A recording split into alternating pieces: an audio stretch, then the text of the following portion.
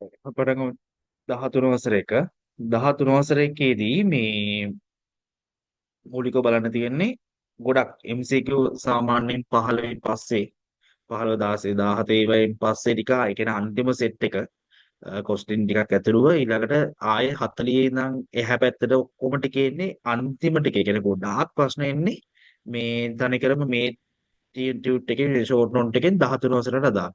හරිද? ඒතර මේක බලනකොට ගිණුකන් ප්‍රමිත දන්නවනේ ඔයගොල්ලෝ අනිවාර්යයෙන් ගෙනවා කියලා. ඒතර ප්‍රමිත ටික අනිවාර්යෙන් බලාගෙන එන විදිය කොහොමද කියලා මම ප්‍රමිතට ගාල සාරාංශකද කියන්න යන්න. හරි ප්‍රශ්න එන කරන විදිය තමයි බලන්න තියෙන්නේ. ඊට පස්සේ මේ සංකල්පනාත්මක රාමුව කියන එක එච්චර අදාළත්වයක් නැහැ. රාමු කියන එක දන්නව මොකද රාමු කියන්නේ කියලා නේ. එතකොට මේකේ යනවා මේ අර පාර්ශව කවුද කියලා. පාර්ශව මට්ටම් තුනක් තියෙනවා. පළවෙනි මට්ටමේදී ප්‍රධාන පාර්ශව තුනයි. මම එක කියලා දීලා තියෙනවා. එකක් තමයි මේ ආයෝජකයන් ආයෝජකයන් අපි කියනවා විභව ආයෝජකයන් කියලා. ආයෝජකයන් හෝ විභව ආයෝජකයන්. ඇලිරක් දාම නම් ගොඩක් හොඳයි. ආයෝජකයන් විභව ආයෝජකයන්. අයිතිකරුවන් කියන්නේ ඒගොල්ලෝම තමයි ඈ. අයිතිකරුවන් ඊට පස්සේ ණය සැපයුම් කරුවන් අනිත් එක වෙනත් ණය හිමියන්. ඔය තමයි ප්‍රධාන පාර්ශව තුන. වෙනත් ණය හිමියන්. ඒක ප්‍රධාන පාර්ශව තුන මේගොල්ලන්ට අපි කියනවා ළමයි සම්පත්දායකයෝ කියලා. සම්පත්දායකයන් කියලා හෙව්වොත් මේ ප්‍රශ්නෙට උත්තරේ මේක ලියන්න ආයෝජකයෝ ආයෝජකයෝ නැත්නම් විභව ආයෝජකයෝ කියලා කියනවා නැත්නම් ණය සැපයුම් කරුවන් කියලා කියනවා වෙනත් ණය හිමියන් කියලා කියනවා. ඒකේ මේ විදිහට තියෙනවා. ඊට පස්සේ ඉතින් එහාට ගියොත් සංකල්පනාත්මකවම එක ප්‍රශ්නයක් එන්නේ මම කියලා දෙන එක ප්‍රශ්නයයි මේකේ ඉන්නේ කියලා.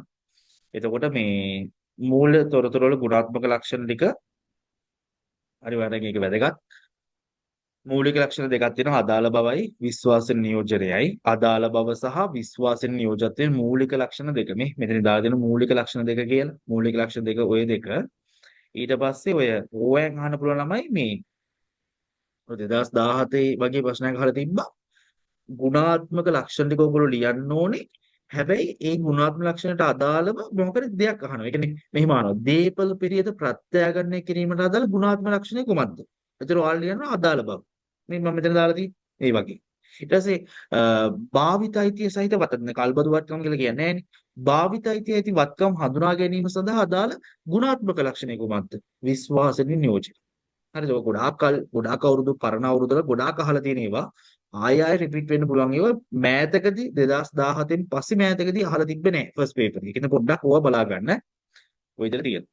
ඊට පස්සේ සංසන්දනාත්මක බව, සත්‍යාපනය කළ හැකි බව, කාලීන බව, අවබෝධ කරගත හැකි බව කියලා කියන්නේ ඔය ඔක්කොම ළමයි කතා කරන්නේ මේ වැඩි දියුණු කිරීමේ ලක්ෂණ. දැන් අරවා තමයි මූලික ලක්ෂණ මේ වැඩි දියුණු කිරීමේ ලක්ෂණ. වැඩි දියුණු කිරීමේ ලක්ෂණ කිව්වම මත තියාගන්න මේවට මම නිකන් උදාහරණයක් කියාගෙන යන්නම් මොනවද උදාහරණ කියලා. මේවට උදාහරණ කියන්න පුළුවන් මෙන්න මේ විදිහට සංසන්දනාත්මක බව කියලා කියන්නේ ඔය 5-4 ක්‍රමය 5-4 ක්‍රමය තව ඔය වැක් ක්‍රමය වගේ ඒවා අඛණ්ඩව පවත්වාගෙන යනවා. අඛණ්ඩව පවත්වාගෙන යනවා නම් අපි කියනවා 5-4 ක්‍රමයේ වැක් ක්‍රමය කියලා. ඒකේ වගේ යනවා. ඒකේ ඒකම ක්‍රමය. තව උදාහරණයක් කියන්න පුළුවන්. දේබල ෂෙයා කරන්න සරල මාර්ග ක්‍රමයේ අඛණ්ඩව පවත්වා ගැනීම. ඒ කියන්නේ එක දිගට දෙයක් කරාම අපිට සංශෝධනය කරන්න පුළුවන්. ඒකට ඒක. සත්‍යාපනය කර හැකි බව කියලා ළමයි ඔප්පු කරන්න පුළුවන්. ඒ කියන්නේ මොකරේ මූලාශ්‍රයකටයක් මගින් හෝ නැත්නම් ලිඛිත ලියවිල්ලක් මගින් හෝ ගිවිසුමක් මගින් හෝ අපිට පුළුවන් මොනව කරන්න පුළුවන්ද? ඔප්පු කිරීමේ හැකියාවක් තියෙනවා. ෂේප්නේ හවලන්නේ. ඔප්පු කිරීමේ හැකියාවක් තියෙනවා. ඒතර ඒක තමයි ඉතින් කියන්නේ සත්‍යාපනය කළ හැකි බව කියලා. කාලීන බව කියලා කියන්නේ තොරතුරු ඉදිරිපත් කරන්න ඕනේ. ඒ කියන්නේ අර ගොඩාක් පරක්කු වෙන්නේ නැතුව දැන් මූල වාර්තා ටික අර හරි ඉක්මනට වාර්තා ටික හදලා දැන් 3:31ට ගිණුම් වර්ෂය වුණාට පස්සේ ඒක හදන්න යම් කිසි කාලයක් ගත වෙනවනේ. ඒක ගොඩාක් පරක්කු කරන්න එපා. අන්න ඒ වගේ අදහසක් ආවොත් ඒකට අදාළ සංකල්ප මේ ගුණාත්මක ලක්ෂණ වෙන්නේ කාලීන බව. ඊට පස්සේ මේක තේරෙනවනේ ඔය කියන්නේ ගිණුම් කරන කියන අවබෝධයක් තියෙන හෝ නොමැති කට්ටියට තේරුම් ගත හැකි පරිදි තොරතුරු ලබා දීමට අපි කියනවා ඒ කියන්නේ සරලව තොරතුරු ලබා දීම අවබෝධ කරගත හැකි බව කියන ගුණාත්මක ගති ලක්ෂණ තියෙනවා. හරිද? ඒක තමයි වැඩි දියුණු කිරීමේ ලක්ෂණ. ඒතර වැඩි දියුණු ලක්ෂණ 4යි ළමයි මූලික ලක්ෂණ 2යි. සේරම ලක්ෂණ 6ක් තියෙනවා. ඔක්කොම ගුණාත්මකයි කියලා කියන්නේ මූල තොරතුරු ගුණාත්මකයි කියලා කියන්නේ ඔක්කොම ලක්ෂණ සේරම 6ක් තියෙනවා. 6න් මූලික 2යි වැඩි දියුණු 4ක් තියෙනවා. මම මේ කියලා දීලා ජාකණ්ඩ පැවැත්ම උපකල්පනයේ මූලික උපකල්පනය වාර්තාකරණ ඒකක එකපාරක් අහලා තිබ්බා. ප්‍රශ්නාංක මේක මම මේ කියන දේවල් ප්‍රශ්නාංක 40 42 43 අනිවාර්යෙන් හෙට පේපරේ එනවා. අනිවාර්යෙන් බලා ගන්න. එක්ක ප්‍රශ්න 40 වෙයි. හරි 40 වෙයි 41 වෙයි 42 43 ඔයවෙන් මොනවා හරි ප්‍රශ්නයකට මේකේ එනවම තමයි. මේකද හොඳට බලාගෙන යන්න. ඊට පස්සේ මූලිකාංග මූලික ප්‍රකාශන මූලිකාංග කියලා තියෙනවනේ. වත්කම් වක්කීම් හිමිකම් ආදායම් සහ වියදම්. ඒක මම කලිනුත් කිව්වා. මේ මූලික ප්‍රකාශ මූලිකාංග කියන ඒවා ඒක එතනින් කියනවා. මේක වැඩිපුර වචන දාලා වත්කමක ලක්ෂණ අනිවාර්යයෙන් බලාගෙන යන්න. එක වගේ යන්නේ නේ. වත්කමක ලක්ෂණයි වගකීම් වල ලක්ෂණයි අනිවාර්යෙන් හොඳට බලාගෙන යන්න. පාලනය කළ හැකි වීම ආර්ථික සම්පතක් වීම. මෙතන තියෙනවා ආර්ථික සම්පතක් කියලා කියන්නේ මම ඒකේ කියලා දීලා ඇති ළමයිට කොහොමද කියලා දුන්නා. ආයෙ මතක් කරන්නේ අනාගත ආර්ථික ප්‍රතිලාභ ජනනය කිරීමේ අයිතිය. අයිතිය හරිය වචන මතක් වෙන්නේ හෙට. ඒ අයිතිය කියන වචනේ තමයි ආර්ථික සම්පත් කියන්නේ. ඒ වගේ එක පොඩ බලාගෙන යන්න මේ විදියත් එක්ක. ඊට පස්සේ වාක්‍යමක ලක්ෂණ තමයි මේ විදියමයි අතීත ගණන ප්‍රතිඵලයක් වීම වර්තමාන බැඳීමක් වීම ආර්ථික සම්පත් පවරා දීම ඊට කියනවා. එතන වචන මාරු වෙනවා ආර්ථික සම්පත් පවරා දීමක් කරන්න වෙනවා. පවරා දෙන්නේ මොනවද? වක්කීම් වල ආර්ථික සම්පතක් වෙන්නේ මොකේද? වත්කම් වල. අන්න ඒ වචන ටික ඒ විදිහට එනවා. අනාගත ආර්ථික ප්‍රතිලාභ ව්‍යාපාරයේ පිටතට කලායමේ භව්‍යතාවයක් තිබේ. හැකියාවක් තිබීමට අපි කියනවා පවරා දෙනවා කියලා. හිමිකමක් යනෝ හිමිකමක් යනෝ කියලා කිව්වම හරිනේ. ව්‍යාපාර වත්කම් වලින් එහි සිරු වක්කීම් අඩු කළ පසු වත්කම් වලට ඉතිරිවන ඇල්ම මම මේ වචනේ කිව්වා අවශේෂ කියන වචනේ. අවශේෂ අහලා තිබ්බනේ ගිය පාර අවශේෂ ඇල්ම. ඉතිරිවන ඇල්ම නැත්නම් අවශේෂ ඇල්ම අයිතිය හිමිකම කියලා කියනවා. සමහරට ප්‍රශ්න අහන්න පුළුවන් ඉතිරිවන වත්කම් වලින් වක්කීම් අඩු කළ පසු ඉතිරිවන ඇල්ම හිස්තනක් වේ. කියන්නේ හිමිකම වේ. ඔයගොල්ලෝ හිමිකම් කියන වචනේ දාන්න එන්නත් පුළුවන් සමහරක් විට. ඊට පස්සේ මේ ගිය අවුරුද්දේ පේපරේ අහලා තිබ්බලා මේ ලක්ෂණ ආදායම ලක්ෂණ වත්කම් වැඩි වේ වක්කීම් අඩු වේ අයිතිකරුමේ දැක්වීමෙන් තොරව හිමිකම් වැඩි වේ. ඒතර වැඩි වත්කම් වැඩි වක්කීම් අඩු හිමිකම් වැඩි. මේ පාර අහිත් දැනන ඔයාලගෙන් මේ වියදම් වල ලක්ෂණ තුන වත්කම් වැඩි වත්කම් අඩුයි අර ගානින් පැත්ත. වක්කීම් වැඩි මැදිහත් වෙන්නේ නැතුව අයිතිකාරයා හිමිකම අඩු වෙනවා කියලා. අයිතියක් කියලා කියන්නේ හරියන අයිතිය නෙමෙයි ආර්ථික ප්‍රතිලාභ නිපදවීමේ අයිතිය. හරි මෙන්න මේ වගේ ප්‍රශ්නයක් ගන්න පුළුවන් මෙන්න මෙතනින්. නෛතික අයිතිය සැලකිල්ල නොගෙන ආර්ථික ප්‍රතිලාභ නිපදවීමේ හිස්තනක් වේ. නිපදවීමේ හැකියාව හිස්තනක් වේ. අයිතිය වේ. අන්න ඒ වගේ පව වචන දාන්න ඉන්න පුළුවන්. ඒක පොඩ බලාගන්න. නැත්නම් මේව නිර්වචන ලියන්නේ නැහැ ළමයි. ඊට පස්සේ මේක නම් අහලාදී මූලිකාංග හඳුනා ගැනීමට හඳුනා ගන්න. මෙන්න මේ වචනේ මාක් කරගන්නේ. හඳුනාගන්නේ අදාළ වහ විශ්වාස නියෝජනයක් තියෙනකොට. ඒක හරි. ඊට ආර්ථික සම්පත් පාලනය ඉතිරිචන. ඊට පස්සේ මූලිකාංග මැනීම. හරි කොටස් දෙකක් කියලා දීලා තියෙනවා. ඓතිහාසික විරවැය පවර්තනාගේ පවර්තන ගන්න කොටස් තුන සාධාරණ මේ ටික එහෙම බලා ගන්න. ඒක ලොකු දෙයක් නෙමෙයි. ඕක ලොකුට ගැඹුරින් අහන්න නැති හින්දා උඩින් බලාගෙන ගියාම ඇති. තීරි පාර්ට් එක. ඊට පස්සේ ලම් මෙතන LKS 1 හරි මම පොඩ වැඩිපුර දේවල් කියනවා මෙතන. මූල ප්‍රකාශන ඉදිරිපත් කරන්න ඕනේ LKS 1 ප්‍රමිතිය අනුව. මේකේ තමයි ළමයි ඔය හැමදේම කියන්නේ. ඒ කියන්නේ මේකෙන් තමයි කියන්නේ කොහොමද මූල ප්‍රකාශන හදන්න ඕනි මොන විදියටද හදන්න ඕනි අර හිලව් කරන්න එපා කියලා කියන්නේත් මේකෙම තමයි. හරි හිලව් කිරීම අනම්මන දේවල් ගැන කතා කරන්නේ මේකෙම තමයි. හිලව් කරන්න එපා කියලා කියන්නේ. ඒ කියන්නේ විශේෂ අවසරයක් නැති විට කිසිම විශේෂ අවසරයක් නැත්නම් කිසිම මේ දෙයක් හිලව් කරන්න බෑ. උදාහරණයක් කිව්වොත් එහෙම අපිට බැංකු අයිරාවයි මුදල් ශේෂය එකට එකතු කරලා දාන්න බෑ. ගලපලා අඩු කරලා දාන්න බෑ. ණයගැත ශේෂයයි ණය හිමි ශේෂයයි හිලව් කරලා දාන්න බෑ ළමයි. ඒ කියන්නේ ණයගැතියන්ගේ ණය හිමිය අඩු කරාම දැන් හිතන්න ණයගැතියෝ 2000යි කියලා. ණය හිමිය 500යි හිතන්නකෝ. ඒතර අපිට පුළුවන් නේ කෙලිම 1500 කියලා දාන්න ණයගැතියෝ කියලා. එහෙම දාන්න බෑ. එහෙම හිලව් කරන්න බෑ. එහෙම හිලව් කරන්න විශේෂ අවසරයක් දීලා තියෙන ඒවා තියෙනවා. එහෙම අවසරයක් තියෙනකොට පුළුවන්. නැත්නම් එහෙම අවසරයක් නැති වෙලාවක කොයි වෙලාවකත් ඔහොම හිලව් කිරීමක් හැකියාවක් නැහැ. මේක ඒ කියන්නේ කවුද? LKS 1 ප්‍රමිතිය තමයි කියන්නේ. ඊට පස්සේ අර මං කිව්ව සංරචක ටික මේ තව ගොඩාක් ඔය ආකෘතිය පවා හදන්න තමයි මේ ප්‍රමිතිය. මේ LKS එකෙන් තමයි ආකෘති ගන්න විදිය කියන්නේ. ආකෘති කොහොමද සමාගම ආකෘති කොහොමද තියෙන්න ඕනේ? හැදෙන්න කොහොමද? මේ හැමදේම ගැන කතා කරන ප්‍රමිතිය තමයි LKS 1 කියලා කියන්නේ. මේක පොඩ්ඩක් මේව කරලා හදාගන්න. LKS එකේ තව පොඩි දේවල් තියෙනවා මම ඒක අවශ්‍ය වුණොත් කතා කරන්නම්. හරි. LKS 2 තොග. හරිද?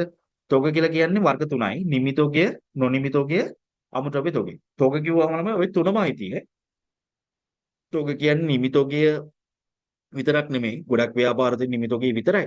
නිෂ්පාදන ව්‍යාපාරයක් නම් නිමිතොග තියෙනවා, නොනිමිතොග තියෙනවා, අමුද්‍රව්‍ය තියෙනවා. LKS දෙකේ කතා කරද්දී ওই තොග තුනම ගැන කතා කරනවා. ඒක මෙතන තියෙනවනේ. ඒක කියවලා අවදාසක් ගන්න. ඊළඟට තොග පිරිවේ මූලිකාංග. ගොඩාක් කාලෙක අහපු ප්‍රශ්නයක්. තොග පිරිවේ මූලිකාංග ළමයි කොටස් තුනයි. ගැනුම් පිරිවේ, පරිවර්තන පිරිවේ, අනිකුත් පිරිවේ කියලා එක තියෙනවා. මෙතනින් දාලා තියෙන්නේ ගැනුම් පිරිවේ, පරිවර්තන පිරිවේ, අනිකුත් පිරිවේ කියලා තියෙනවා. ඒතර ඔය ගැනුම් කියන්නේ ගන්න යන පිරිවේ, පරිවර්තන කියලා කියන්නේ ඕකට අයිති ළමයි ඔය නිෂ්පාදන පොදුකාර කියලා කියන්නේ කම්මහලේ පොදුකාර පිරිවේ. ඒක ධන ඍජු වේතන. කියන්නේ සිසු වේතන කියන එකේ ඍජු ශ්‍රමය කියලා කියන්නේ. අන්න ඒකයි නිෂ්පාදන පොදුකාර පිරිවේ කියන එක තමයි ඔකට අයිති වෙන්නේ. වෙන මොකුත් අයිතියක් ඕකට නැහැ. ওই ටික තමයි හදාගන්න තියෙන්නේ මේ දේවල් එක්ක.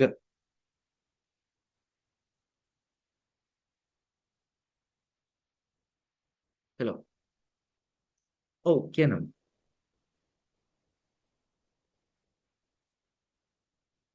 හෙට මම 8:00 වගේ එන්නම්. උදේ 8:00 ඔව්. හරි.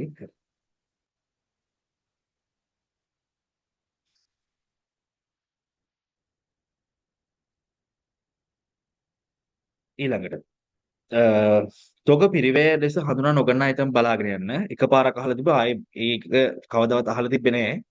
ඔය LKS දෙකට අනුව තොග පිරිවැය ලෙස හඳුනා නොගන්නා අයතම දෙකයි. අසාමාන්‍යයෙන් අපතේ යෑම් තියෙනවා. නිෂ්පාදන නොවන පොදු කාර්ය පිරිවැය පරිපාලනීය වගේ දේවල් අවගබඩා කිරීම, පාරිභෝගික ප්‍රවාහන කිරීම ඒව තමයි ඉති වෙන්නේ. තොග පිරිවැය මනිනවා. මනින්නේ ළමයි අනිවාර්යයෙන්ම පිරිවැය හෝ සුද්ධ උපලබ්ධ දෙකේ වඩා අඩු වගේ. ඊපාරත් පේපරේ අහලා තිබ්බා.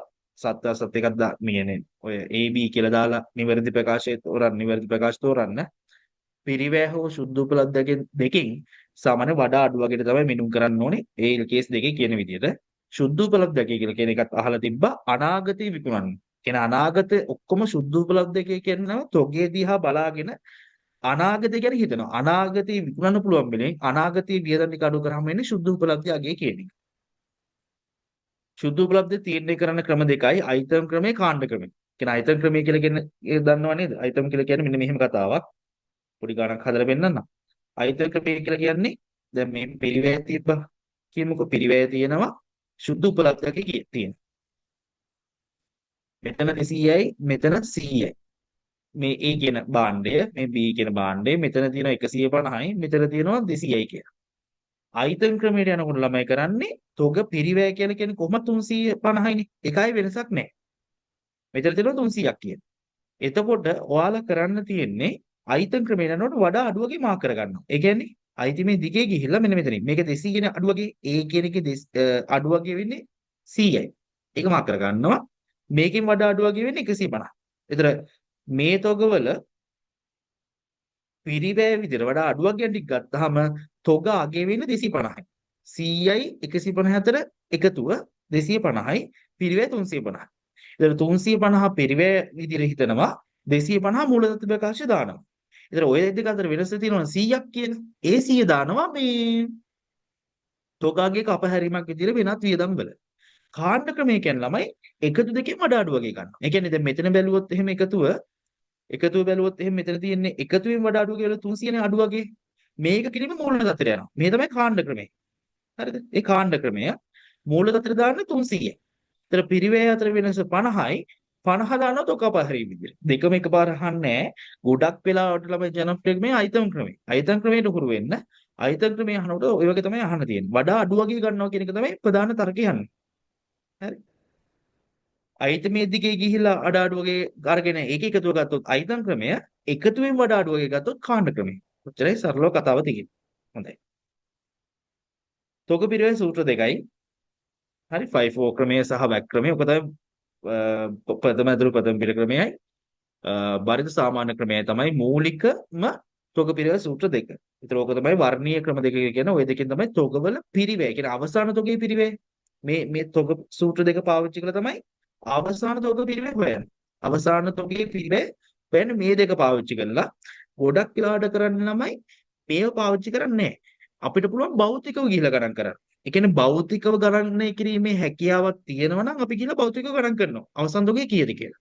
සමහර වෙලාවට භෞතිකව තොගේ ගණනය කරන්න විදියක් නැහැ. අපි කියමු ප්‍රමාණය වැඩි හරි ලොකු ප්‍රමාණයක් තියෙනවා අපි ගිහිලා එකකින් එක ගණන් කරන්න බෑනේ. එතකොට ඔය පිරිවෙය සූත්‍ර පාවිච්චි කරනවා. කියන්නේ පිරිවෙය සූත්‍ර පාවිච්චි කරන්න අනිවාර්ය නැහැ. භෞතිකව ගණන් කරන එක තමයි ඇත්තම හොඳම දේ.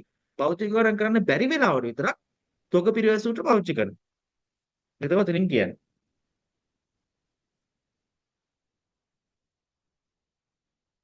හොඳයි. මුදල් ප්‍රකාශන මම කියලා දීලා ඒතකොට කතාව මෙහෙම ආයෝජන මූල්‍ය ක්‍රියාකාරකම් තුනට යන ඒව ටික බලා ගන්න තියෙන්නේ. එතකොට මතක තියාගන්න මේව ටික මොනවද? ආදායම් ප්‍රකාශයේ තියෙන වෙනත් ආදායම් නැතුව ඔක්කොම ටිකයි ජංගමවත්කම් වලින් ඇති වෙන සල්ලි අනේනේව තියෙනවනේ. ඒ ඔක්කොම මෙහෙම ක්‍රියාකාරකම්. ආයෝජන වලට අයිති වෙන්නේ ජංගම නොවන වත්කම් කියලා මත තියාගන්න. පැටෙන ගොඩනැගිලිමයි ඒක ජංගම නොවන වත්කම්. දීපල වගේ ඒවා. ඒවා සල්ලි දීලා ගන්නවනේ. සල්ලි වලට විකුණනවනේ. ඒවයි අර වෙනත් ආදායම් වගේ ඒවා තියෙනවනේ. වෙනත් ආදායම් ලැබීම් ඒ ඔක්කොම අයිති වෙන්නේ ආයෝජන ක්‍රියාකාරකම් වලට. ඉතුරු වෙන ළමයි මේ මොනවද අපේ හිමිකම සහ ජංගම නොවන වගකීම් සම්බන්ධයෙන් නම් ඒ ඔක්කොම මූලික ක්‍රියාකාරකමයි. ඔය කල්බදු හිම ගොඩාක් ජනප්‍රිය කතාවක් වුණා මේ මෑතකදී. කල්බදු වල මූලික ගෙවීම සහ ඍජු ගෙවීම ආයෝජන ක්‍රියාකාරකම්. කල්බදු වලට අදාළ පොලී ගෙවීම සහ පොලී ගෙවීම කියන එක මෙහෙයුම් ක්‍රියාකාරකම්. කල්බදු සම්බන්ධයෙන් ඇතිවන කල්බදු ණය ගෙවනවනේ. කල්බදු වගකීම් පිරවනවනේ. කල්බදු වගකීම් පිරවන එක මූලික ක්‍රියාකාරකම්. ඒ කියන්නේ කල්බදු සම්බන්ධයෙන් ඇතිවන ඒවා භාවිතයි තියෙන වත්කම් සම්බන්ධයෙන් ඇති වෙන කැලි තුනකට යනවා. ওই කැලි තුනම එතන ගිහිලා තියෙනවා මේ විදිහත් එක්ක. ඒතර මෙහෙයුම් ක්‍රියාකාරකම් වලින් ජනනය වෙන මුදල් ප්‍රවාහය ඍජු ක්‍රමයට හදනකොට අත්පිරිගුණ එකතු කරන ඒ ටික අරගන්න තියෙන්නේ. වක්‍රමේදී ළමයි ෂේ එකතු කරනවා, දීපල විකුණුම් අලාභ එකතු කරනවා, පොලී වියදම් එකතු කරනවා, දේවල් ප්‍රත්‍යයන් අලාභ එකතු කරනවා. ඒ වගේ දේවල් තියෙනවා. ප්‍රත්‍යයන් අලාභ ඇවිල්ලාම නැහැනේ. තෝක අඩු වුණොත් එකතු කරනවා. අර තෝගවල මම කිව්ව ප්‍රතිවිරුද්ධ පැත්ත. වක්‍ර වලට යනකොට ප්‍රතිවිරුද්ධ පැත්ත. වක්කීම් වල ඒ විදිහටම කරනවා වැඩි. ඒ විදිහටම කියන්නේ වෙනසක් නැතුව ඒ විදිහටම වාර්තා කරගන්නවා. ජගම වගේ මම කොන්දේස් දාලා තියෙන්නේ. ඒ කොන්දේසෙන් පිට යන්න බෑ.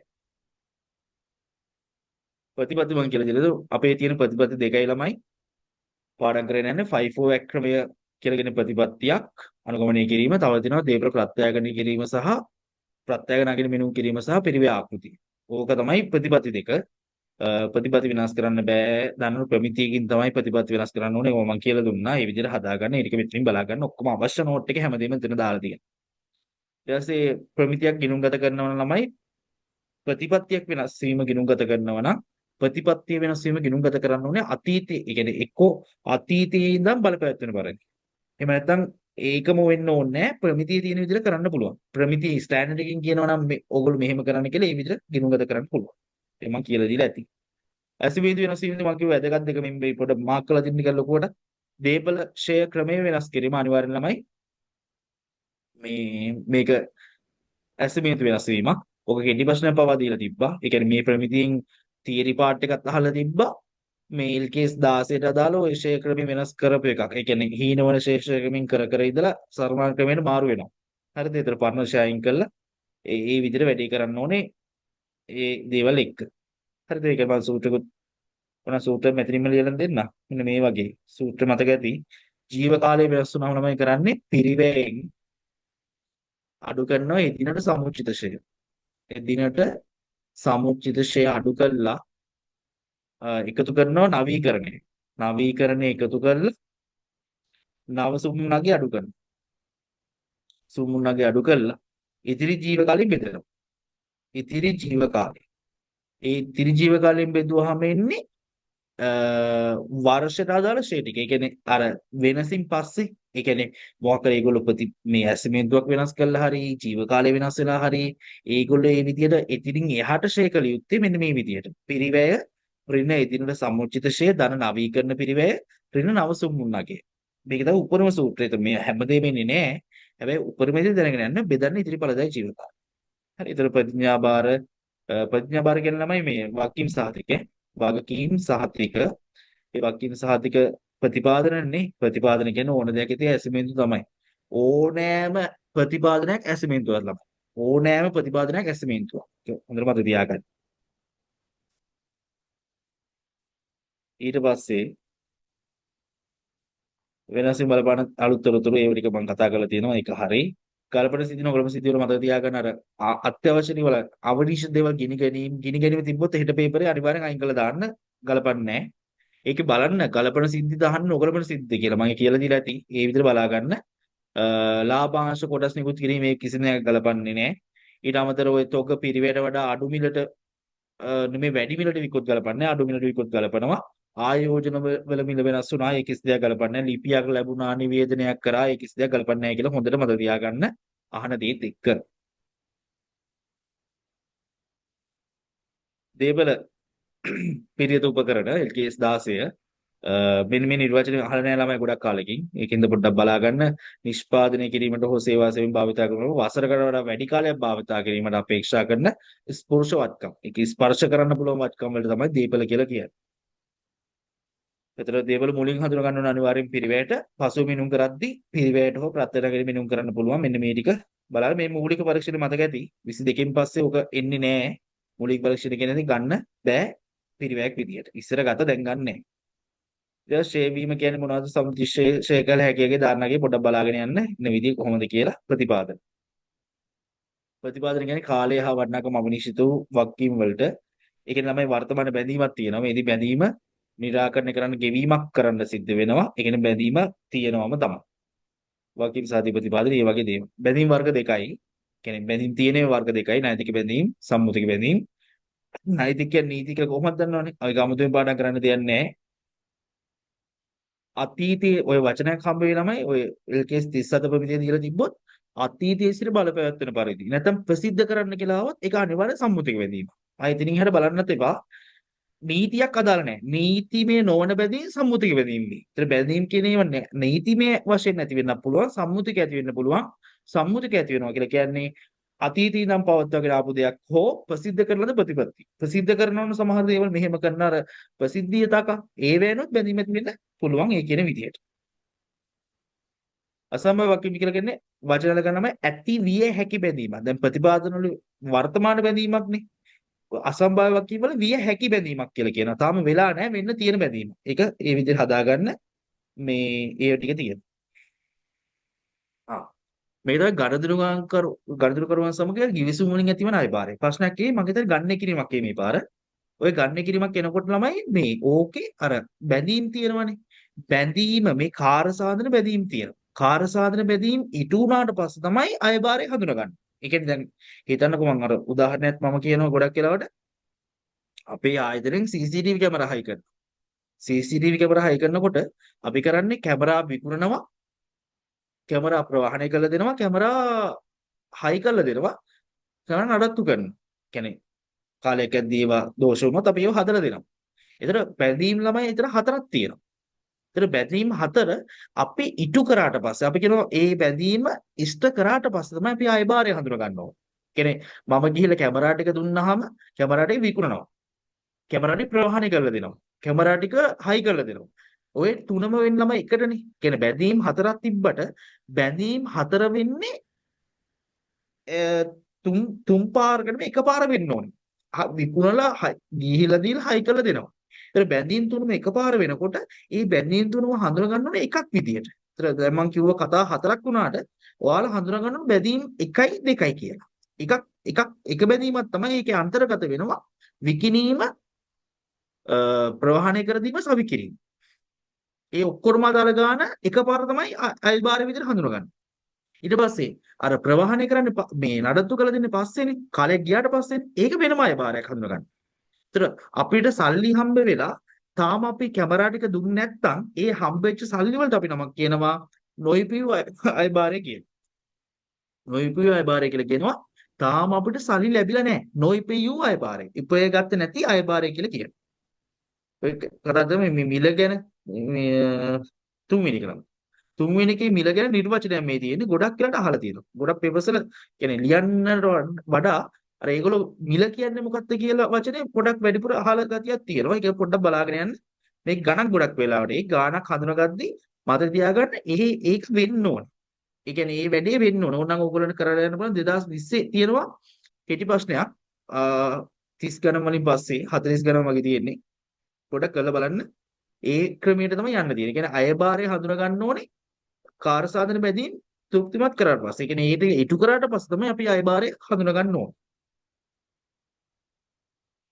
LKS SLFRS 16 කල්බදු වත්කම් භාවිතයිදී ඇති වත්කමේ වටිනාකම් පිරිවැය ඇතුළත් වන අයිතම මූලික ගෙවීම ඍජු ගෙවීම කල්බදුවක් කීම ඒ තමයි ඔය පිරිවැය කිව්වහම මේ හතර එකතු මේ හතර බලන්නත් එපා අන්තිම එක ඕනේ හතරක් කියලා ඕනේ තුන බැලුවම ඇති මූලික ගෙවීම ඍජු ගෙවීම කල්බදුවක් මේ හතර මේ තුනේ එකතු ළමක් කියන මූලික පිරිවැය කියලා පිරිවැය කියලා කියන තව වචන කියනවා නම සාධාරණගේ කල්බදුවත්කමේ සාධාරණගේ හරිද මෙන්න මේකට නමක් කියනවා ළමයි මේ කල්බදුවක් කීමට කියනවා නමක් කල්බදුවක් කීමට විතරයි අවම කල්බදු ගෙවීම වල වර්තමානගේ අවම කල්බදු ගෙවීම වල වර්තමානගේ ගෙවීම වල වර්තමාන අගේ කියලා තියෙනවා. ඒතර ඔය වර්තමාන අගේ අවම කල්බදු ගෙවීම වල වර්තමාන අගේ කියලා කියන්නේ කල්බදුවක් කීම. කල්බදුවක් කීම හොයන්න පුළුවන් විදියකුත් තියෙනවා. වෙන විදියක් තියෙනවා කල්බදුවක් කීම හොයාගන්න පුළුවන් ක්‍රමයක්. ඒක මම පොඩියට දාන්නේ අත්‍යවශ්‍ය නැහැ නිකන් මේ අහලා පුරුද්දක් වගේ තියාගන්න නිකන් කතාවත් එක්ක මේවා එන්න පුළුවන් වගේ ගතියක් තියෙන ඒවා ඒකින්ද පොඩ්ඩක් නෑ අහලා දැකලා තිබ්බනම් ඇති මෙහෙම කතාවක් තියෙනවා මම එකක් කියලා ඉන්නනේ පහල ටික කල්පද කිනුම් වාර්තා කරන ජර්නල් සරහන් ටික ළමයි ඔය ජර්නල් සරහන් පැත්තෙන් යද්දි මේවත් අහන්න පුළුවන් නේ වත්කම අර මූලික ගෙවීම් වාර්තා කරන්නේ මේ විදියට ඊට පස්සේ කල්බදු වක්කි මේ විදිහට ඍජු ගෙවීම් තිබ්බොත් අර එක එක ඔය නවීකරණය හරි පාවිච්චි කරන්න කරේ මොකක් හරි පාවිච්චි කරන්න කලින් මොන හරි දෙයක් කරනවා නම් ඒව තමයි මෙතනින් තියෙන්නේ. ඊට පස්සේ අවුරුද්දක් ගානේ කල්බදු පොලිය ගලපනවා කල්බදු වක්කීම ගන්න. මම කියන්නේ මෙන්න මේ වගේ ගාණක්. හරිද? ඔයාලට ළමයි දෙන්නේ නැහැ කල්බදු වක්කීම. කල්බදු වගකීම දෙන්නේ නැහැ. මේක දෙන්නේ නැහැ. ඒක හොයන්න ක්‍රමයක් තියෙනවා. අවම කල්පදු ගෙවීම වල වර්තමානකේ අවම කල්පදු ගෙවීම වල වර්තමාන අගේ ඒ කොහොමද ගන්නෙ මෙන්න මේ විදිහට වාර්ෂික වාරකය තියෙනවනේ ඔගේ කල්පදු කාලය වසර 5යි නිකන් බලාගන්න මේක කොහොමද තේරුම් ගන්න කවන්නේ නැහැ නිකන් අදහසක් විතරයි වසර 5යි අපි 4 කියලා ගමු ලේසියෙන් 4යි වාරකයේ දෙනවා ළමයි දැන් අපි හොයන් යන්නේ කල්බදු වක්කීම වාරිකයේ දෙන හැම අවුරුද්දම 200යි කියලා. තව අර ආයෝජන තීරණවලගේ පට්ටම සාධක දෙනවා ළමයි 0.9යි පළවෙනි අවුරුද්දේ දෙවෙනි අවුරුද්දේ 0.8යි තුන්වෙනි අවුරුද්දේ 0.7යි හතරවෙනි අවුරුද්දේ 0.8යි කියලා. 6යි කියලා. එහෙම දෙනවා. ඒක දෙන්න ඕනේ. දෙන්න නැතුව හදන්න බෑ. ඔයාලට කල්බදු වක්කීම මාල්ලේසියෙන් හොයන්න පුළුවන්. මෙන්න මෙහෙම හොයන්න. 200 වැඩි කරනවා 0.9. ඒ පළවෙනි දෙවෙනි අවුරුද්ද 200 වාරකේ වැඩි කරන්න තියෙන්නේ 8ෙන් 3 200 වැඩි කරනවා 0.7ෙන් 200 වැඩි කරනවා 0.6. දැන් මේක උත්තරයක් එනවනේ. මේකේ මුළු උත්තරේ එකතුව ගන්න. මේ එකතුව ගත්තාම මේ හතරෙම එකතුව වැඩි කරලා ගත්තාම එකතුව ළමයි අවම කල්බදු ගෙවීම වල වර්තමානයි. එහෙම නැත්නම් අපේ වචනේ කිව්වොත් කල්බදු වගකීම්. ඕක තමයි අවම කල්පතු ගෙවීම වල වර්තමාන. මොකද මේ මෑතකදී ගොඩාක් ඔය අවම කල්පතු ගෙවීම වල වර්තමානකේ හෙව්වා. අහලා තියෙනවා. වචනේ දීලා තියෙනවා. ගන්න කිරීම මේ වෙනකන් අහලා තිබ්බේ නැහැ. පොඩි කිඩි ප්‍රශ්නයක් ඒගොල්ලෝ ඔක්කොම හදලා දෙයි. ඒගොල්ලොත් ගන්න එකල සමහරට දෙයි. අර අපෙන් ප්‍රශ්නෙට අදාළ මොන හරි දෙයක් අහන්න පුළුවන්. මොකද අවම කල්පතු ගෙවීම වල වචනේ දිගටම අහලා තිබ්බා. සෙකන්ඩ් පේපරේ තිබ්බ ගිය අවුරුද්දේ. සෙකන්ඩ් පේපරේ මුදල් පහ ප්‍රකාශයත් එක්ක. ඒකින්ද මේ ඔක පොඩ්ඩක් වචනෙත් එක්ක හදාගෙන යන්නේ. ඊට පස්සේ හරි ඊට පස්සේ බැලුවොත් සමාගම් පැතරෙන 12 වෙනි පාඩම ළමයි 16 වෙනි තියෙන 12 වෙනි පාඩම සමාගම් වලින් ගොඩක් වෙලාට අනිවාර්යයෙන්ම මේ කොටස් නිකුතුව තමයි අහන්නේ. පාර තිබ්බ කොටස් නිකුතුව ගිය පාර හැව රඳවාගත් තිබීම විතරයි. ඒතර ප්‍රසිද්ධ කොටස් නිකුතුව මහජන නිකුතුව සංච ප්‍රාග්ධනය කිරීම ඒවා වෙනස්කම් ටික මම හැබැයි දාලා ඇති. ප්‍රසිද්ධ නිකුතු ජර්නල්ස් රහන් ටික ළමයි. මේ තියෙන්නේ මුදල් ලැබෙන හැම ගානම. ඒ කියන්නේ දැන් හිතන්නකෝ රුපියල් 10 ගානේ කොටස් ලක්ෂයක් නිකුත් කරා කියලා. හැබැයි අපිට වැඩිපුර ගණන් එනවා. ලක්ෂයක් නිකුත් කරාට රුපියල් 10 ගානේ කොටස් ලක්ෂ එකමාරකට සල්ලි හම්බ වෙනවා. ඒ ඊතර මෙතන දාන්න. ලක්ෂ එකමාර වැඩි කිරීම 10 ලක්ෂ 15යි මුදල් ගිණුම හාර කොටස් නිකුත් කිරීම බැර. ඊට පස්සේ වැඩිපුර ආපු ලක්ෂ 5 තියෙනවනේ. මොකද අපි නිකුත් කරේ රුපියල් 10 බැගින් කොටස් ලක්ෂයයි. ඒතර කොටස් ලක්ෂයක් වුණාට ලක්ෂ 10ක් බලාපොරොත්තු වුණාට ලක්ෂ 15ක් හම්බුණා. ඒක මේක ලක්ෂ 15 හරවල යවනවා වැඩිපුර හම්බ වෙච්ච එක. කොටස් නිකුතු හර මුදල් බැර. ඊට පස්සේ අපිට අවශ්‍ය ගන්න ලක්ෂ 10යිනේ. ඒ ලක්ෂ 10 විතරක් කොටස් නිකුතු ගිණුම හර ප්‍රකාශිත කොටස් ප්‍රාග්ධන ගිණුම කියලා බැර කරනවා. ඉතින් ඊට ඉවරයි. ළමයි මේ ප්‍රසිද්ධ නිකුතක් කරොත් එහෙම මුදල් ශේෂය වැඩි වෙනවා. කොටස් ප්‍රාග්ධනය වැඩි වෙනවා. ඊට පස්සේ හිමිකම් නිකුතක් කරොත් එහි හිමිකම කියන ඇතුළේ කට්ටියට විතරයි. පිට කට්ටියට දෙන්නේ නැහැ. ඇතුළේ කට්ටියට සල්ලි වලට කොටස් නිකුතක් කරනවා අනුපාතිකව දෙන්නේ. සංචිත ප්‍රාග්ධනය කිරීම කියන ළමයි රඳවාගත් තිබීම ප්‍රාග්ධනය කරනවා. රඳවාගත් තිබීම තමයි ප්‍රාග්ධනය කරන්නේ. කිසිම හිමිකමේ බලපෑමක් වෙන්නේ නැහැ. හැබැයි අර කියන විදියට කොටස් ප්‍රාග්ධනය වැඩි වෙලා රඳවාගත් තිබීම අඩු වෙනවා. ඒ වෙනස්කම් ටික මේ වගේ ඔක්කොම ටික දාලා තියෙනවා මම. ඒ ටික බලා ගන්න මේ ඊට පස්සේ රඳවාගත් තිබීම වෙනස් වෙන්න පුළුවන් විදි තියෙනවනේ. රඳවාගත් තිබීම මේ කියන ඒව තමයි වෙනස් වෙන ආකාර. ලාභින්ද වැඩි වෙනවා, ලාභාංශින්ද අඩු වෙනවා, සංචිත ප්‍රාග්ධනය කිරීම හින්දා අඩු වෙනවා. ඒ ටික තමයි තියෙන්නේ. මේක ප්‍රශ්නයක් එනවා. මම කියලා තියෙනවා සාමාන්‍ය ඔය සාමාන්‍ය 20 ගණන් වගේ ප්‍රශ්න ඉන්නේ ළමයි. මුළු විස්තර ආදායම හොයන විදිය මුළු ආදායම මුළු වියදම ඒ ගන්නකොට මේකේ ඉන්නේ මෙන්න මෙතන මත තියාගන්න. මම මේ මුළු වියදමට එකක් දාලා තිබ්බේ නැහැ. මුළු වියදම ගන්නකොට මේ ආදායම් බදුත් එනවා ඈ. ආදායම් බදු කියන එකක් ගන්න. ආදායම් බදු එකත් අයිති මේකට. මේ කරන විදිය කියලා දීලා තියෙනවා. ඒ විදිහට කරන්න. ඊට පස්සේ අනුපාත ටික ආය අනුපාත වල වෙනස්කම් ජංගම අනුපාත ඒ ටික මම කතා කරන්න යන්නේ අනුපාත අපි හොඳට කතා කරපු හින්දා අනුපාත හොඳ හදන ප්‍රශ්න දෙකක් වගේ එනවා අනුපාත ටික හරියට පාඩම් කරගෙන කියලා දීපු විදියට වැඩි කරගන්න තියෙනවා පිරිවෙ ගිණුම් කරන්නේ අර මූල ගිණුම් කරන්නේ කළමනාකට ගිණුම් වෙනස්කම් ටික පිරිවෙ වක්‍රෙච්චර වැදගත් වෙන්නේ නැති වෙයි අර වර්ගීකරණය මම මේක දීලා තියෙනවා මෙන්න මේ වර්ගීකරණය පොඩ්ඩක් බලාගෙන යන්න මේකෙන් අනිවාර්යයෙන් ප්‍රශ්නයක් එනවා ප්‍රශ්නාංක 26 27 වගේ වෙන්න පුළුවන් නැත්නම් 46 47 වගේ වෙන්න පුළුවන්. ඒ ප්‍රශ්න ටික විතර බලන්න ඔය වර්ගීකරණය කොහොමද වර්ග වෙන්නේ විචල්්‍ය පරිවැය මේ වගේ දේවල් තියෙනවා. තියරි ප්‍රශ්නයක් වෙන්න පුළුවන් මේ උඩින්. නිකන් තියරි ඇහුවොත් එහෙම නිකන් මුළු පරිවැය සමන්විත වන්නේ නිෂ්පාදන හා නිෂ්පාදන නොවන පරිවැයනි. අන්න ඒ වගේ දේවල් බලා ගන්න. ඊට පස්සේ කාලච්ඡේද පරිවැය කියන ළමයි කාලච්ඡේද කියලා කියන්නේ නිෂ්පාදන නොවන පරිවැයට එක වචන ඒවත් එක හදා ගන්න තියෙන්නේ. ඊට පස්සේ මෙන්න මේ ක්‍රියාවලිය මේ ලේඛන ටික කාගෙන් කාටද හම්බ වෙන්නේ කාගෙන් කාටද වැඩිපුරත් එක දාලා තියෙනවා. අත්‍යවශ්‍ය ටික බලා ගන්න. EOQ උපකල්පන EOQ උපකල්පන දාලා නැහැ මම. EOQ වලම උපකල්පන තියෙනවා. ඒ කියන්නේ උපකල්පන තියෙනවා වාර්ෂික පරිභෝජනය කරන ඒක ගණන නියතයක්. ඒ කියන්නේ නිශ්චිතයි කියලා තියෙනවා. ඒක ඇනෝමක පිරිවැය නිශ්චිතයි කියලා කියනවා. ඒක වර්ෂයක් රඳවා ගැනීම පිරිවැය නිශ්චිතයි. ඒ කියන්නේ මේ කියන DCO CH කියන හැමදේම නිශ්චිතයි. වෙනස් වෙන්න බෑ. ඊට පස්සේ මේ ගාන මිල වෙනස් වීම. ඒ කියන්නේ අපි අර සමහරවිට මිලත් එක්ක ඉල්ලුම අඩු වැඩි කරනවනේ. එහෙම කරන්න බෑ. ඒ කියන්නේ මිල ස්ථාවරව තියෙනවා. භාණ්ඩ මිල ලොකු වෙනසක් වෙන්නේ නැහැ කියලා වගේ දේවල් කියනවා. ඊට පස්සේ ඒකත් එක්ක හැදෙන සූත්‍ර බලා ගන්න. මේ මුළු ඇනෝම් පිරිවැය සහ මුළු වාර්ෂික ඇනෝම් සංඛ්‍යාව හොයන විදිය. මේ මුළු ඇනෝම් පිරිවැයම තමයි ළමයි මුළු රඳවා ගැනීම පිරිවැය කියන්නේ. මේ දෙකම එකයි එකම සූත්‍රයෙන් හදලා. දෙකම එකයි. කියලා හිතන්නකෝ. EOQ වලදී මුළු ඇනෝම් පිරිවැයයි මුළු රඳවා ගැනීම පිරිවැය දෙකම එකම දේවල් ටික තියෙනවා. තුකුමට සූත්‍ර කෙටි ප්‍රශ්න වල අනිවාර්යෙන් බලන්න.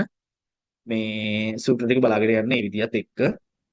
තොක සූත්‍ර වල ආදේශ කරන්න ඕන අනිවාර්යෙන් ළමයි මේ ගබඩාවේ තියාගෙන අමුද්‍රව්‍ය තොග නිමි භාණ්ඩ මේවට දාලා විකුණන්න තියෙන ඒවා තොග මට්ටම් හොයන්න බෑ මේ තොග මට්ටම් හොයන්නේ ගබඩාවට. ඒතර ගබඩාවේ තියාගන්නේ හදපුවා නෙමෙයි හදන්න ගෙනාපු අමුද්‍රව්‍ය ටික විතරයි. හදපුවා තියන් වැඩක් නෑ. හදපුවා විකුණන්න එපේ. ඉතින් එහෙම යන්න. 5 4 කරන විදිය දාලා තියෙන මේ ටික. මේකෙන් හදාගන්න මේ අර වැටුප් සම්බන්ධ වියදම් තුන මම මේක කලින් කතා කරා ආයෙත් කියන දල වැටුප EPF වියදම ETF වියදම. ගෙවන්න ඕනේ කර ළමයි සුද්ධ වැටුම ගෙවන්න ඕනේ. ඒක මුදලින් ගෙවනවා. ඒතර EPF එක ගෙවිය යුතු EPF කියලා කියන්නේ 10%යි 15%යි දෙකේම එකතුව. ඒ කියන්නේ සේවකයි සේවය දෙකේම එකතුව ETF එක නම් කොහොම 3%ම තමයි. ඊට පස්සේ පොදුකාර්ය විභජන පත්‍රිකාව ඒකේ ක්‍රියාවලිය අහලා තිබ්බන්නේ. පොදුකාර්ය රැස් කිරීම, ප්‍රතිපාදනය කිරීම, විභජනය කිරීම, අන්තර්ග්‍රහණය කිරීම. මේ වගේ ඔය පොදුකාර්ය වලට අනිවාර්යෙන් ප්‍රශ්නයක් 28 27 නැත්නම් 47 48 අනිවාර්යෙන් මේවා තමයි එන්නේ. පොදුකාර්ය එක තමයි එන්නේ. මෙන්න මේ සෙට් එකේ මොන හරි දෙයක් අහයි. ඒ ටික බලා ගන්න අන්තර්ග්‍රහණ අනුපාතේ එන විදියයි ඒ ගණනය කරන විදියයි සමහර මේකේ රිවර්ස් එක දෙනවා නම. ඒකක පොදුකාර්ය පිරිවැය දීලා එකක පොදුකාර්ය පිරිවැය දෙනවා. නිපදවන්න වෙන ගත වෙන කාලෙත් දෙනවා. දැන් හිතන්නකෝ. පොදුකාර්ය පිරිවැය දෙනවා එකක් හදන රුපියල් 30යි. පැය දෙකක් යනවා. ඒතර අහනවා අන්තර්ග්‍රහණ අනුපාතේ. හදන්න ලේසියි. එකක් හදන්න රුපියල් 30 යන්නේ පැය දෙකකට. ඉතින් පැය දෙකට රුපියල් 30 යන පැයකට අන්තර්ග්‍රහණ අනුපාතය කියන්නේ පැයකට කීයද කියලා. පැයකට රුපියල් 15. එහෙම බෙදලා ගන්න පුළුවන්. එක එක අංශ වලට අදාළව වෙන වෙනම දීලා තියෙන්නත් පුළුවන්. එකකින් මේ විදිහට මේ මම මතක් කරනවා විතරයි. හරි. ඊට පස්සේ අර ඒකක පිරිවේ අපි හොයනවානේ. පිරිවේ හොයද්දි මේක තමයි උපරිම කතාව. මේ අමුද්‍රව්‍ය ද්‍රව්‍ය ශ්‍රම එකතු කර ප්‍රාථමික පිරිවේ ගත්තා. ඊට පස්සේ නිෂ්පාදන පොදුකාර්ය පිරිවේ නිෂ්පාදන අංශ 11 නිමුම් කිරීම අංශ තියෙනවා නම් ඒ අංශ වලට අදාළව ගත ඉතර වෙනවා උත්තරයක් මොනවද? මේ නිෂ්පාදන පිරිවේ. ඒකට නිෂ්පාදන නොවන එකතු කරලා ගන්න පුළුවන්. නිෂ්පාදන නොවන එකතු කරාම එනවා මුළු පිරිවේ. නිෂ්පාදන නොදීන්නත් පුළුවන්. දුන්නොත් ඒතර එන්නේ මුළු පිරිවේ කියන එක. ඊට හොඳම පාඩම මේ පිරිවේ පරිමාලාභ විශ්ලේෂණ ළමයි ප්‍රශ්නාංක ගන්නවනේ 29 නැත්නම් ඒකයි 49. හරිද? ඒ ප්‍රශ්න දෙක හරියට බලා ගන්න. ඒ ප්‍රශ්න වලට අදාළව තියරි පාර්ට් එකයි මේ තියරි පාර්ට් එක මේ තියෙන ගණන් හදන පාර්ට් එක ওই දෙක තමයි අනිවාර්යෙන් අහන්න වෙන අහන්න දේවල් නෑ මේකත් එක්ක. ඒතර මේක අහන දේ හොඳට බලාගෙන යන්න. මේ සූත්‍ර නික අමුතු ඒවනේ. ටිකක් වැඩිපුරම පොඩ්ඩක් මේව ටච් එකේ ඉන්න මේව කොහොමද ඉන්නේ? මේ දේවල් හදන්නේ කොහොමද කියලා ඔයාලා දන්න ගන්න කිරීමෙන් හදන්න පුළුවන්. තියරි අහනවා නම් සෙකන්ඩ් එක කොහොමද අහන්න යන්නේ ළමයි? ෆස්ට් එකේනේ තියරි අහනවා නම් තියරි අහන BEP වලදී මොකද වෙන්නේ? මම මේ BP වලදී ඒ කියන්නේ සමාජ ලක්ෂණ වෙන බල ඔක්කොම දාලා තියෙනවා මෙතන. වෙන මොකුත් වෙන්න දේවල් නැහැ. ඊට පස්සේ මේව නිකන් කියවගෙන යන්න. දැන් සමාජ ලක්ෂයට පෙර මුළු දායකයේ ස්ථා මේවම අහනවා පොඩ්ඩක් වෙනස් කරලා අහන්න පුළුවන්. දැන් මේ කියන වචනම පොඩ්ඩක් වෙනස් කරගෙන. දැන් මේක ගිය පාර අහලා තිබ්බා. සමාජ ලක්ෂයට පසු මුළු දායකයේ මුළු ස්ථාර පිරිවෙහ ලාභය එකතු සමාන වෙයි කියලානේ. ඊට පස්සේ ගිය පාර අහලා තිබ්බේ සමාජ ලක්ෂයේදී ලාභය මුළු දායකයා හා මුළු ස්ථාර පිරිවෙහ එකතුවට සමාන වෙයි. අන්න ඒ වගේ පොඩ්ඩක් වෙනස් කරන විදිය. අර මුළු දායකයෙන් ස්ථාර මේක අහලා තිබ්බේ දැන් මෙතන කියන ළමයි මුළු දායකී ස්ථාවර පිරිවෙහ ලාභය එකතුවට සමාන වෙයි කියලානේ. මේක අහලා තිබ්බා සමාජ්‍යද ලක්ෂයේදී ලාභය මුළු දායකයෙන් ස්ථාර පිරිවෙහ අඩු කර පසු වගේට සමාන වෙයි. ඉතින් හරිනේ. ඉතින් මුළු දායකයේ සමානයි ස්ථාර පිරිවෙහ දැන් ලාභේ නම් මුළු දායකයෙන් ස්ථාර පිරිවෙහ අඩු කරාම ලාභය එනවා. එය අහලා තිබ්බේ ලාභය සමාන වන්නේ ස්ථාර පිරිවෙහෙන් මුළු දායකයෙන් ස්ථාර පිරිවෙහ අඩු කරපස්ස වගේටයි. අන්න ඒ වගේ වචන පොඩ්ඩක් එහෙට මෙහෙට මාරු කරලා අහන්න පුළුවන්. ඊට කොට බලා ගන්න. වක්‍ර නම් මං හිතන්නේ 2017 යවුවට පස්සේ අහලා තිබ්බේ නෑ. ඒ වක්‍රේ පොඩ්ඩක් හදාගෙන යන්න. අන්තිම පාඩම ළමයි ප්‍රාග්ධන ආයෝජන තීරණ. ප්‍රාග්ධන ආයෝජන තීරණ කියලා කියන්නේ ඒකේ ව්‍යාපෘතිට ගන්න දේවල් මොනවද ගන්න කාරක දැන් මේකේ මූලික දේවල් ටික දන්නවනේ. මේක මුලදී බිඳුවේදී ගලා යෑමක්, සවිකිරි බිඳුවේදී ගලා යෑමක්, සුමුන් කියන්නේ අන්තිම අවුරුද්ද එනවා නේද?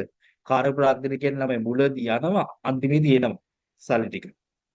පැරණියන්ට විකුණුම් බිල මුලදී සල්ලි ගලා යෑමක් වෙනවා. අන්න ඒ වගේ දේවල් තියෙනවා.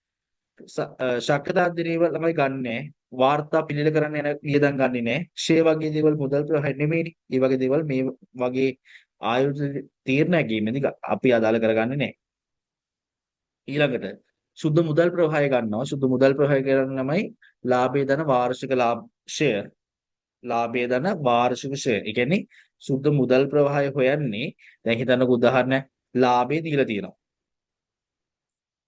මුලින්ම ෂෙයා හොයන විදිහ කියන්න. ෂෙයා හොයන්න ළමයි ඔයාලා දන්න විදිහ තමයි පිරිවැය ඍණ සුන්නගය බෙදීම ජීව කාලය. අවුරුදු 5 නම් අවුරුදු 5 කියලා ගන්න.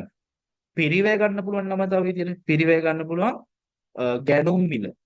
යන්ත්‍ර ගැනුම් මිල ප්‍රවාහන ගාස්තුව තව සවි කිරීමේ වියදම්.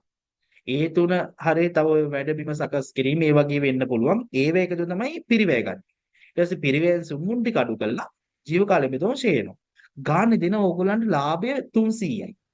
ලාභය 300යි ඔය පිළිගෙවුම් කාලය නැත්තම් ඔය කියන විදිහට මොනවද මේ NPV වගේ වෙනකොට අපිට ලාභය තියන් වැඩක් නැහැ නේ. අපිට ඕනේ මුදල් ප්‍රවාහයනේ. ලාභය දීලා තියෙනකොට ඒ ලාභෙට ෂෙයා ටික එකතු කරා.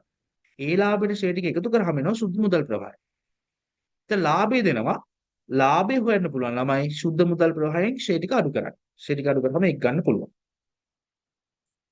පිළිගෙවුම් කාලය කියන ළමයි දාපු සල්ලි නැවත අය කරන්න ගත වෙන කාලය පිළිගෙවුම් කාලය හොයන්නේ මෙහෙම හොයන්න පුළුවන්. දැන් හිතන්නකෝ 2000යි කියලා මූලික පිරිවෙන් හැම අවුරුද්දෙම සෑම වසරකම ළමයි සුද්ධ මුදල් ප්‍රවාහයක් තියෙනවා රුපියල් 500.